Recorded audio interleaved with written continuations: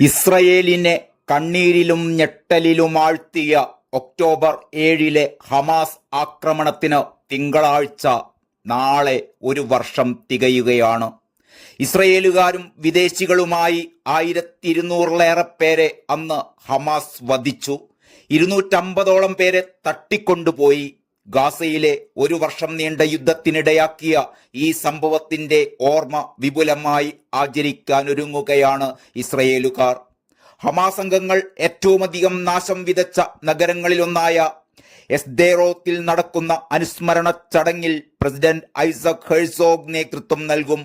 പ്രധാനമന്ത്രി Benjamin Netanyahu ടെലിവിഷനിലൂടെ രാജ്യത്തെ അഭിസംബോധന ചെയ്യും.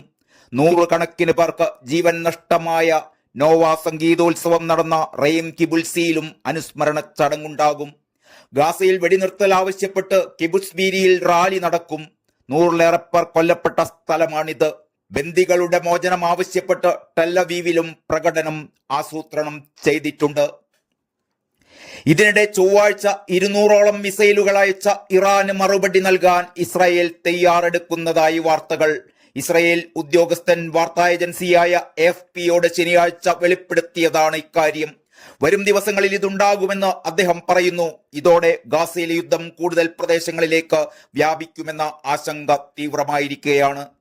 ഹിസ്ബുള്ള തലവൻ ഹസൻ നസ്രുള്ളയുടെയും ഇറാനിയൻ ജനറൽ അബ്ബാസ് സിൽഫോറൌഷാന്റെയും വധത്തിനുള്ള പ്രതികാരമായാണ് ഇറാൻ ഇസ്രായേലിലേക്ക് മിസൈലുകൾ അയച്ചിരുന്നത്. ടെലവീവിൽ മൊസാദിന്റെ ആസ്ഥാനത്തിന് സമീപം മിസൈൽ പതിച്ച് വൻ ഗർത്തം തന്നെ രൂപമെടുത്തിരുന്നു. മുൻപില്ലാത്ത വിധമുള്ളതും നിയമവിരുദ്ധവുമായ ഇറാന്റെ ആക്രമണത്തിന് മറുപടി നൽകാനാണ് ഇസ്രയേലിന്റെ തയ്യാറെടുപ്പ് എന്ന് ഉദ്യോഗസ്ഥർ പറയുന്നു. എന്നാൽ ഇതിന്റെ സമയമോ സ്വഭാവമോ അവർ വിശദമാക്കുന്നില്ല.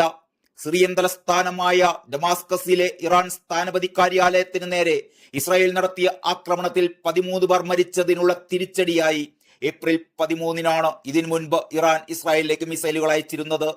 ഇറാൻ നേരിട്ട് നടത്തിയ ആദ്യത്തെ ഇസ്രായേൽ ആക്രമണവുമായിരുന്നു അത്. ലെബനനിൽ ഹിസ്ബുള്ളയെ ലക്ഷ്യമാക്കിയുള്ള ആക്രമണങ്ങൾ ഇസ്രായേൽ ശനിയാഴ്ച കൂടുതൽ പ്രദേശത്തേക്ക് വ്യാപിപ്പിച്ചതായും റിപ്പോർട്ടുകൾ വരുന്നുണ്ട്. ബെയ്റൂട്ടിന്റെ തെക്കൻ പ്രാന്തപ്രദേശങ്ങളിൽ 12 വ്യോമാക്രമണങ്ങളാണ് ഉണ്ടായത്. ലെബനന് വടക്കുള്ള പലസ്തീനിയൻ അഭയാർത്ഥി ക്യാമ്പ് ആദ്യമായി ആക്രമിക്കപ്പെട്ടു. വടക്ക് ട്രിപ്പോളി പട്ടണത്തിനടുത്തുള്ള ബദ്ദാവി അഭയാർത്ഥി ക്യാമ്പിൽ നടത്തിയ വ്യോമാക്രമണത്തിൽ ഹമാസിന്റെ സായുധ വിഭാഗം ഉദ്യോഗസ്ഥനും ഭാര്യയും 2 പെൺമക്കളും മരിച്ചു. ഇതുവരെ ഇസ്രായേലിന്റെ ആക്രമണം എത്താതിരുന്ന പ്രദേശമാണിത്. ഇസ്രായേലിന്റെ അതിർത്തിയോട് ചേർന്ന തെക്കൻ ലെബനിലാണ് ആക്രമണങ്ങൾ ഇതുവരെ കേന്ദ്രീകരിച്ചിരുന്നത്.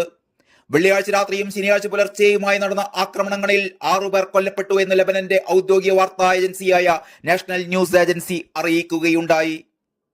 വ്യോമാക്രമണത്തിനൊപ്പം തെക്കൻ ലെബനനിലെ ഹിസ്ബുള്ളയുടെ താവളങ്ങൾ ലക്ഷ്യമിട്ട് ഈ മാസം 1 മുതൽ കരയാക്രമണവും നടത്തുന്നുണ്ട് ഇസ്രയേൽ.